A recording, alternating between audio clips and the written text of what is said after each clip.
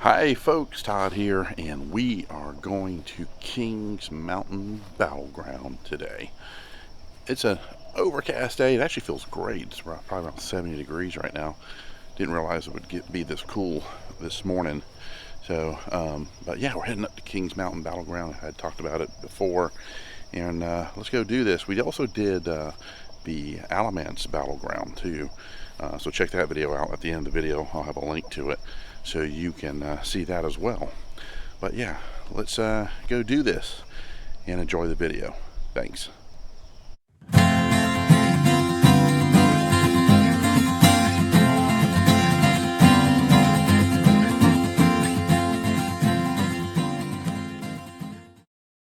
Okay, so we are here at Kings Mountain Military Battleground area, and we're gonna go inside the visitor center real quick and see what's going on inside. Sometimes we get here and they've had reenactors out here, so I don't know if don't look like they have any today.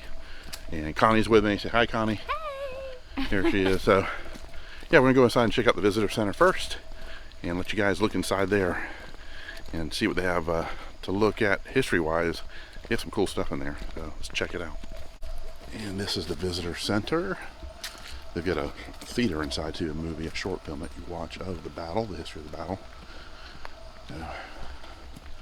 Yeah, it's really nice. Okay, this goes to the same place. Well, unfortunately, the building is closed, but you can see some cool stuff. There's the outfits the mountain men would have worn. Got the British soldier there. Yeah, that kind of sucks that they're closed. Oh well. But we are going to go on the trail and go up to the monument. It's a beautiful trail, beautiful walk we're going to do. So, here we go. So the loop is 1.5 miles. No bikes, but you can bring your pets. Just to make sure they're on a leash when you go up on the trail there. So if you look carefully, you see the cutouts. That's actually new. I hadn't seen those before. Of the soldiers going through the woods. Kind of shows you where they would have been as they made their trek towards the battlefield. That's pretty neat. Kind of gives you an idea of what it would look like with the soldiers hiding out behind the trees and taking aim. That was one thing about the militia, the mountain men that came down. They knew how to fight in the woods, whereas Ferguson fought like he was on the battlefield. That was the big problem why they were defeated, was they walked in a straight line. They would go right into the path of fire from the mountain men that were hiding behind the trees. And yeah, the battle itself only lasted just over an hour, and they took some heavy casualties on the British side, the Tory side. So this area here, if you see the firewood, this is typically where they have the encampment for the reenactors. They'll be all along here. Of course, that's all been canceled this year for 2020. But yeah, if you look all through here, you can see the little areas where they would have set up their tents all along here. Yeah, it's kind of sad they had to cancel that, but it is what it is. They'll be back next year for sure. We're gonna head this way into the woods. Today's really nice. It's sun's just now coming out. The clouds are clearing up. This morning high was 68 degrees, I think, and we're in August, so that felt awesome this morning to get out into this beautiful weather. And Connie's somewhere behind me coming, so she was checking out the encampment where they usually have the all the tents set up and everything. Yeah, it's a nice day. And again, this is a 1.5 mile walk, and it's all paved. And if you see behind me here, it looks like they just recently did this too. They did a great job of repaving this. When I was a kid, this was just a gravel trail you would go on. So they've upgraded the trail quite a bit. This was actually considered, from what the plaque said here, pretty much primeval forest at one time. I mean, just ancient, huge trees stood here at one point. But yeah, I'm sure a lot of the hardwoods that were here at one point were probably cut down for building materials, furniture, homes, things like that at one time. I mean, it's a beautiful forest. It's It's all protected, of course. You also notice too over here, see the rocks, the boulders, a lot of that. Crowder's Mountain is close by. It's not too far away.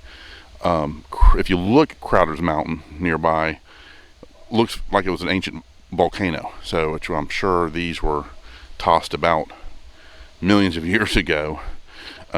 These huge boulders that are sitting here. You'll see a lot of this all through Kings Mountain. So you check that out.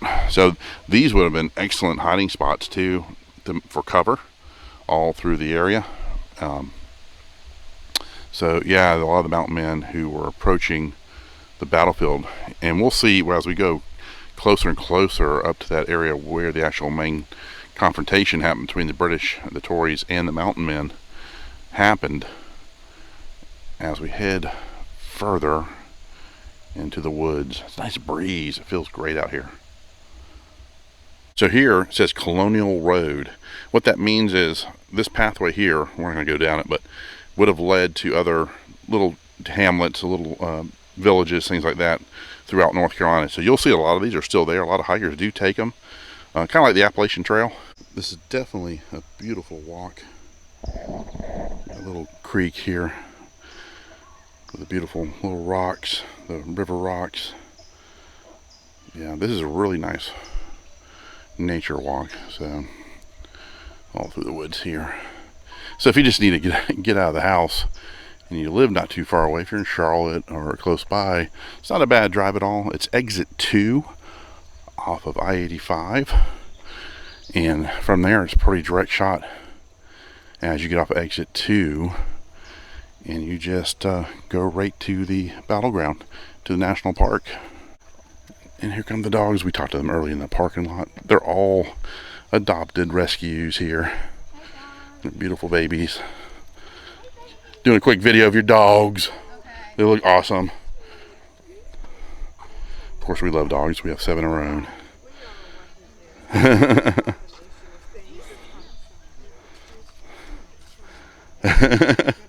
Hey, you take care. And here's kind of gives you an idea of what had happened with the Loyalists on top of the hill, and all the different groups that have surrounded them. Came from Tennessee, Virginia. So you had different groups from all over that came down. And evidently there was a heavy rain that morning before the battle, so I'm sure the actual inclines were just so soaked that it would have made it difficult to climb up the mountain here. So, but they had perfect coverage as they went up the hill with all the trees. And like I said earlier, there were much bigger trees at the time. Huge hardwood trees like the oaks, ash, things like that were all up and down here. So it wouldn't have been like this with these younger trees. Smaller trees, you would have had a huge rooted stumps, you know, as far as coverage goes. And as they approached up the hill here towards the encampment where the Loyalists were, and the British and Colonel Ferguson, but isn't this beautiful? It's just, this whole area is just beautiful, and it's nicely shaded, so it's nice and cool through here. Definitely a big difference from the upper 90s that we were having recently to this wonderful shaded area. Nice and cool temperatures. Connie's almost like she wished she brought her little coat with her, but a little sweater, yeah. But as we move further in towards the main monument area, we'll get more of this trail too. It's just beautiful through here. So if you want a nice walk, definitely come on down here to Kings Mountain National Park. They also have camping in this area too. So they do have campsites. So if you're ever interested in I think they have I think they have hookup and tent. So I have to check into that and see if they actually have hookups. But it's all beautiful through here. Once in a while, might see a deer or something. Never know. Another marker here. Kind of goes over how the mountain men made their way up the mountain. Of course, shooting from tree to tree, using the trees as major cover as they moved up, which is definitely something you'd want to do and not be exposed as you approach the top. And as you can see, it's pet friendly, so if you do have a dog, you can bring them up here. I need to bring mine up here and go for a nice little walk through here. And if you look at we were just talking about the pathway, it is made from what it looks like, recycled tires, all crunched up. It has that rubber feel, and so it's very low maintenance, won't crack, easy to take care of. Great way to recycle is making the trails like this. Yeah, you can feel it as you walk on it, kind of a little bit of a bounce to it, which is pretty cool. Okay, so we're making our way through the trail, getting a little sweaty, a little bit, not too bad.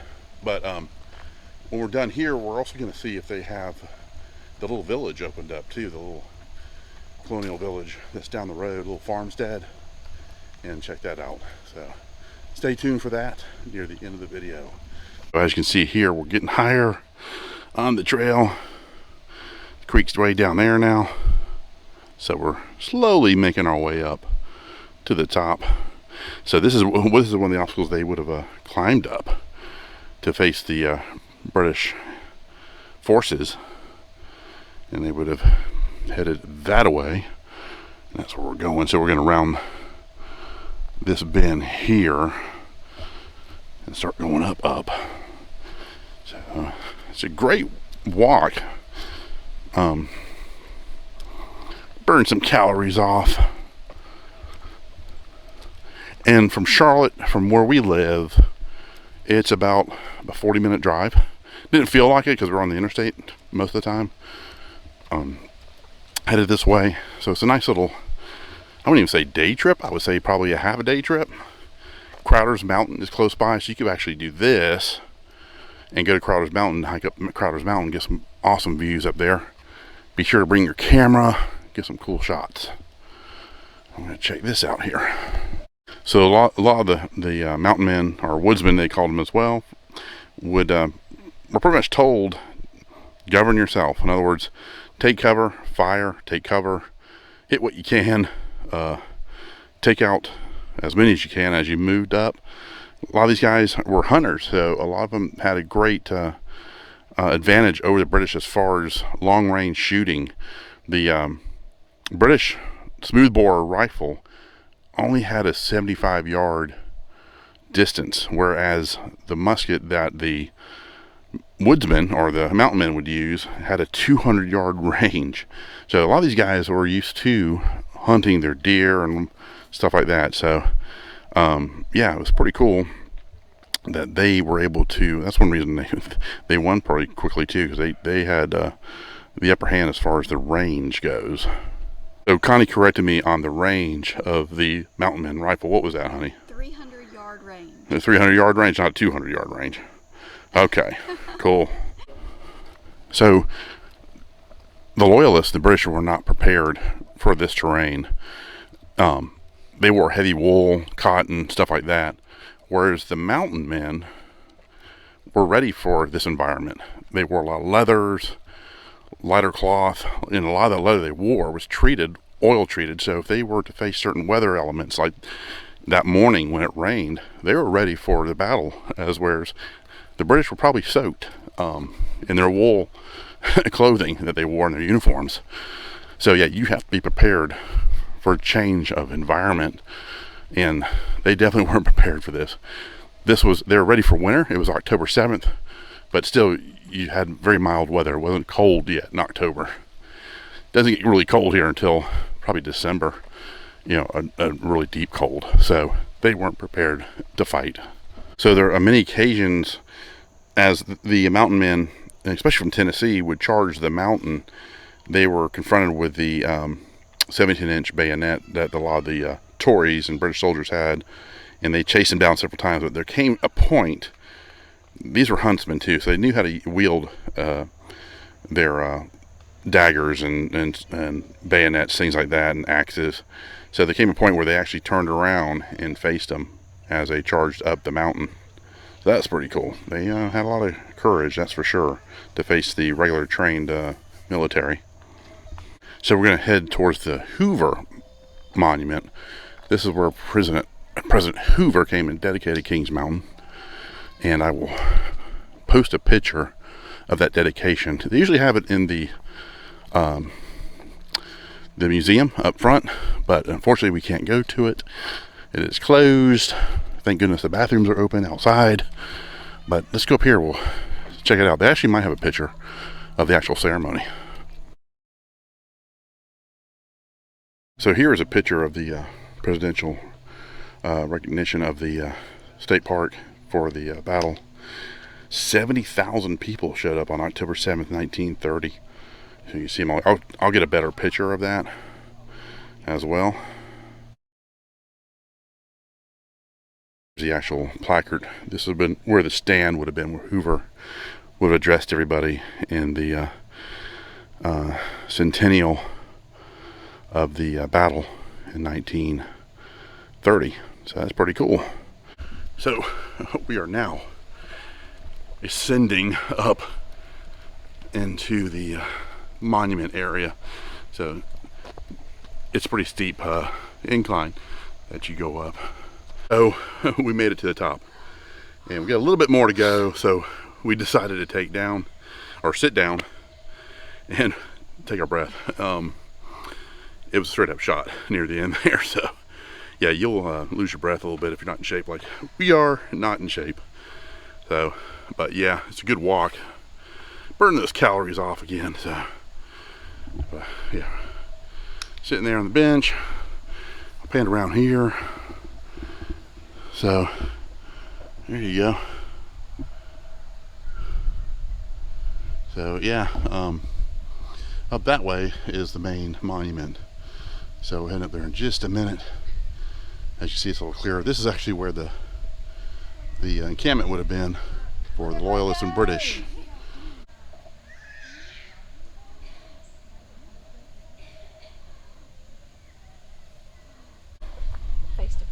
So Colonel William Campbell of the Virginia Regiment led his men up the hill here. And you can just imagine here, this was covered with smoke from the flintlocks they were firing off. And it was almost like a deep fog at that point as they attacked. Campbell rallied them and shouted out that, you know, we need to attack immediately to rout them. So he pretty much came up the hill with his men and attacked the Loyalists and the British soldiers during the battle up in this, right in this area here. And they said it was just so, of course, damp from the rains that happened that morning, and a lot of crags and potholes everywhere, and you can just imagine going hand to hand combat too in this area. So Colonel Campbell had 3 of his men that were African Americans, and they were free men that joined his militia. And I'm not sure if they died, I don't know, didn't mention it. And he also had his servant man with him. And if you look here too, you can actually see how steep it was. It's all covered now, but this, I mean, it goes straight down right past this. So if you look carefully, you can see all the rock jutting out too, all through here. So they had that to face too. That was one of the issues with climbing up the side of the hill here up into the encampment, with all these crags and all these rocks were jutting out, impeding their trek up the hillside, or these rocks here, and the encampment was up here. So even in that brush over there, you had the same thing, impeding their movement. And also here there were 120 battle-hardened veterans of the British troops that were ready for them as they came up the mountainside. So they were facing them head on as the woodsmen made their way up this way. So as they made their way up here too, they also had their battle drums. So the drummers up here just drumming away to encourage and just to get the men pumped up, ready to fight the mountain and the woodsmen as they made their way up the hillside. So you can only imagine, this whole area was just covered in smoke and just the smell of gunpowder all through the place. So here's the first monument that you'll encounter once you reach the pinnacle of the hill. This is actually the smaller of, there's 2 of them. This is actually the smaller one. and it has all the names in memory of who it was dedicated to, which is most of the militia. And the other monument we'll hit too will cover the casualties of the war, both on the British side, the Loyalist, and on the militia side that came up and fought. But this is the first monument you'll encounter on top of the hill.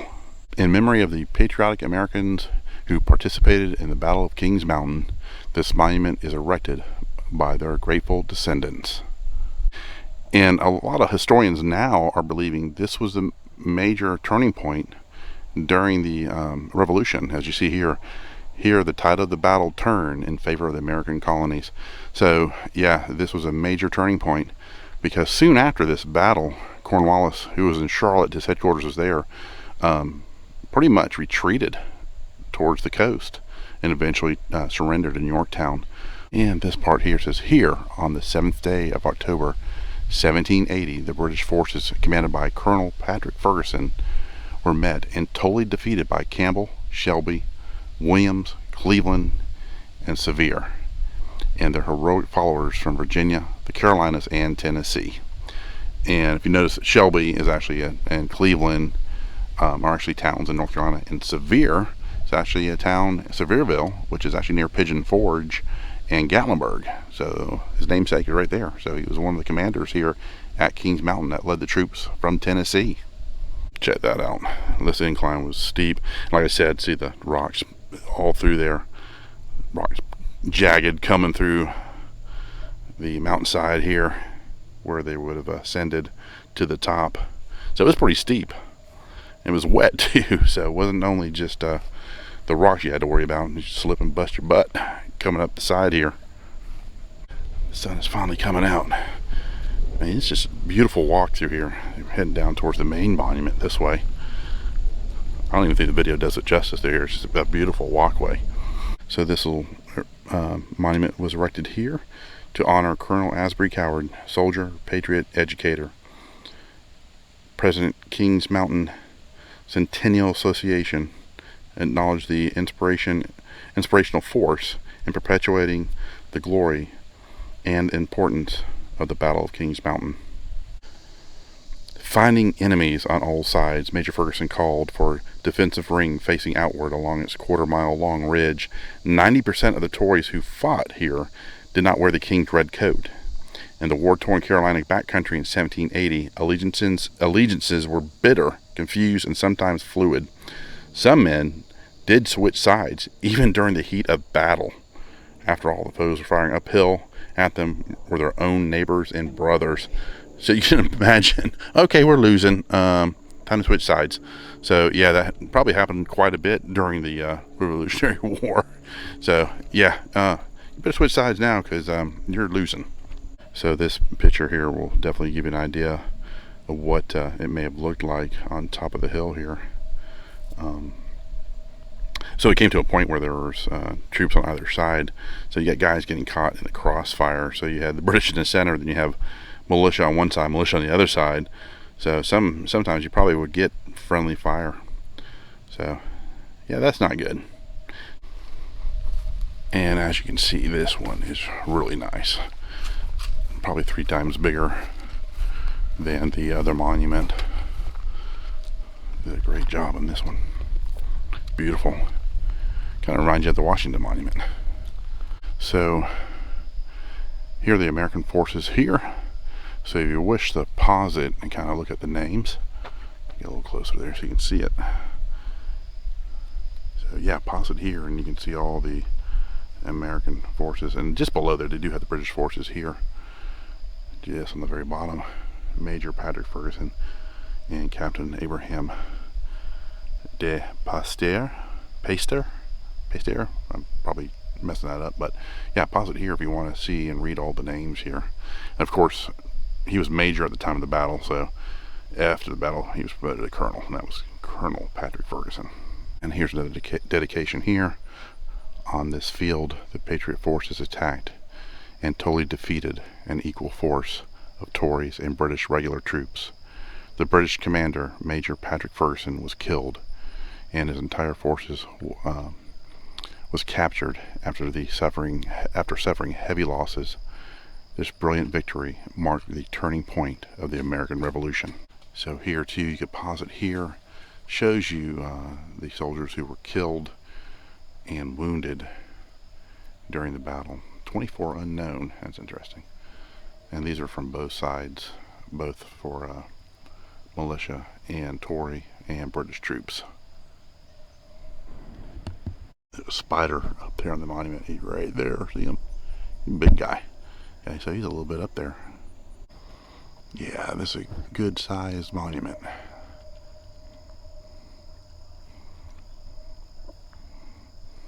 Love the carvings in the side as well.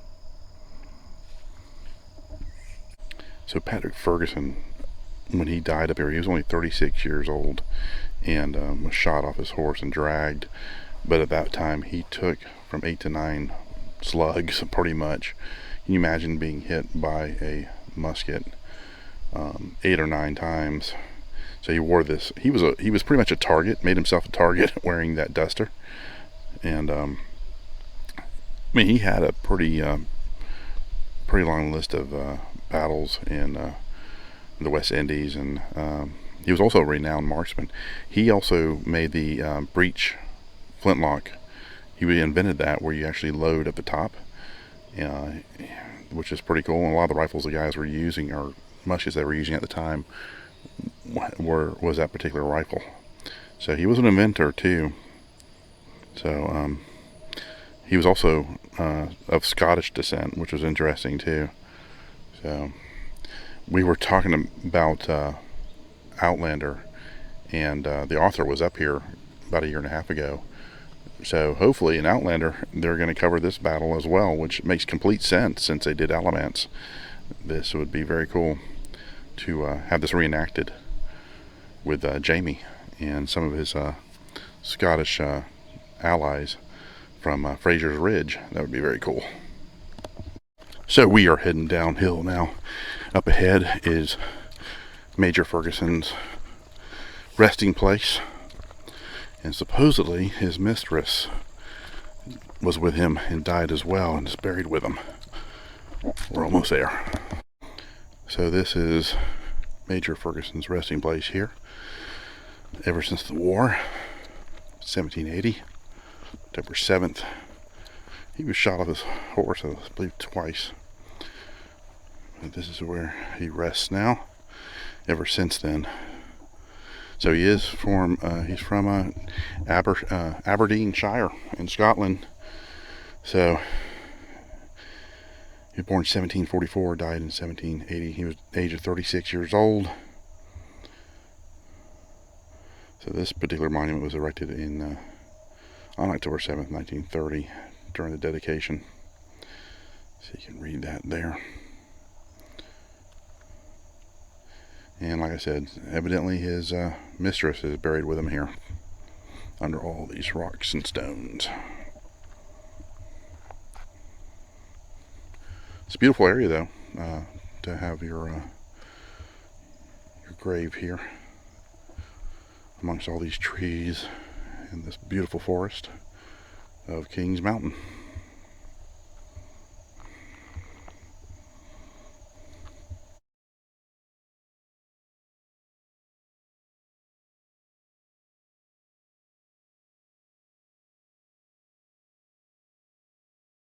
So we were headed back to the Welcome Center and back downhill, which is thankfully not uphill.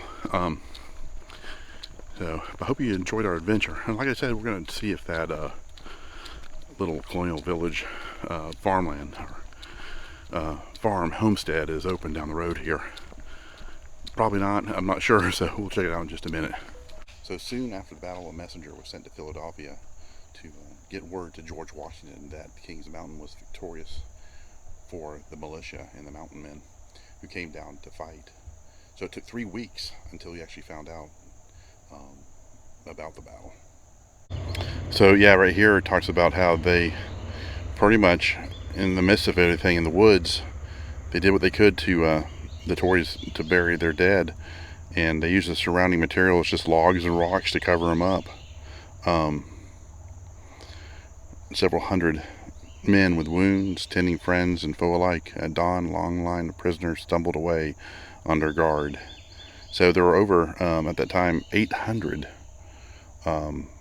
soldiers who were captured, British and Tories, that were captured and were prisoners from the battle.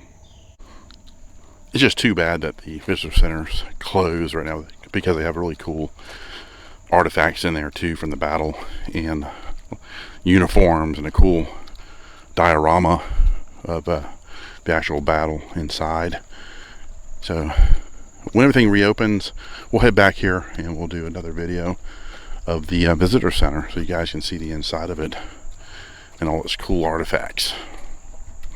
So we're going to check out the little farmstead here, kind of a reenactment of the old farmstead back in that period, back in the 1800s. So it looks pretty cool. They used to have a buffalo here. I don't know if he's still here or not. So okay, we're heading in there. So at one time there was a farm here long ago, and they've recreated what it looked like. It's really nice. There's your outhouse over there. Got your little chicken coop over here. Here's one of the cabins they would have lived in. Looks like they do have some horses out there, so we'll walk over there and look. Another cabin over here too. Got your well. Here's your well, would have been. Looks like that. Oh yeah. So there's your well there. And got your, looks like you would hang your beef for your jerky right in here. There you go. Looks like they took the old bell down. Ring it for supper time. It's really nice out here. Nice farm. Got some horses out here. I don't see the old bison that used to be out here. Looks like they're eating their lunch. And Connie's making horse noises. So they're eating up, getting their lunch, which we're about to get our lunch. Getting kind of hungry. Really nice out here.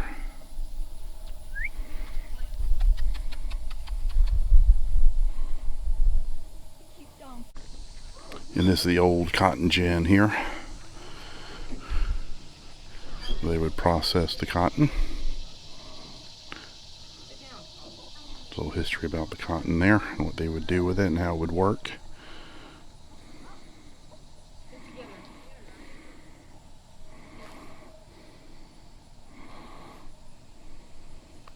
The old homestead.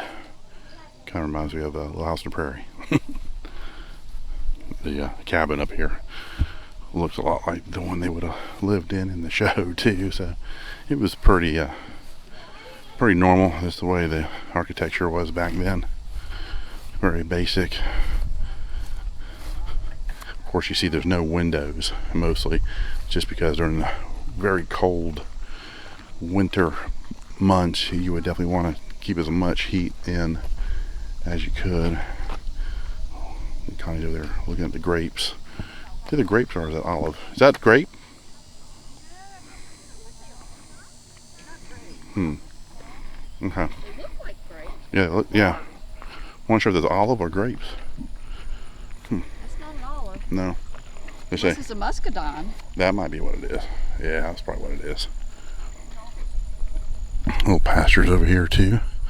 So I guess our bison, our buffalo, is no longer here. He may have passed away. That was a while ago. We saw him years ago.